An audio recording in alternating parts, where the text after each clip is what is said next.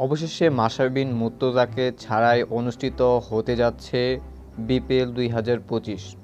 ইতিপূর্বে আমরা সকলে অবগত ছিলাম যে মাশরাফি বিন মুর্তজা সিলেট স্ট্রাইকারের হয়ে মাঠ কাঁপাবেন, কিন্তু সাম্প্রতিক সময়ে বিভিন্ন ইস্যু থাকার কারণে মাশরাফি বিন মুর্তজা দলের হয়ে খেলতে পারছেন না। যাবতীয় নিয়ম বাধার কারণে মাশরাফিকে বিপিএলের মধ্যে দেখা যাবে না, বা কোনো পজিশনেই মাশরাফি বিন মুর্তজাকে দেখা যাবে না। মাশরাফি বিন মুর্তজা চাইছিল বিপিএল ২০২৫ খেলার জন্য। ইতিপূর্বে প্রায় সবগুলি বিপিএলের মধ্যে অংশগ্রহণ করেছিল মাশরাফি বিন মুর্তজা। সিলেট সুপার স্ট্রাইকার চেয়েছিল মাশরাফিকে ক্যাপ্টেন রেখে, মাশরাফি যেমনই খেলুক ক্যাপ্টেন রেখে তাকে দল পরিচালনা করার জন্য, কিন্তু মাশরাফি বিন মুর্তজার এমন পরিস্থিতি থাকার কারণে মাশরাফি বিন মুর্তজাকে আর দলে রাখতে পারছে না সিলেট স্ট্রাইকার।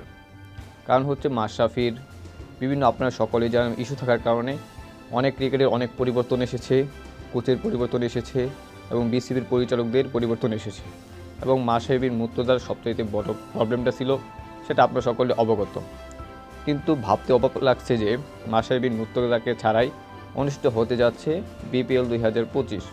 অবশ্যই মাশরাফির ফ্যানরা, মাশরাফির ভক্তরা এবং যারা ক্রিকেটকে ভালোবাসে অবশ্যই মাশরাফি বিন মুর্তজাকে মিস করবে এই বিপিএলের মধ্যে। মাশরাফি বিন মুর্তজা নিঃসন্দেহে বাংলাদেশের একজন সেরা ক্যাপ্টেন এবং সবচেয়ে বেশি ট্রফি জয়ী একজন প্লেয়ার।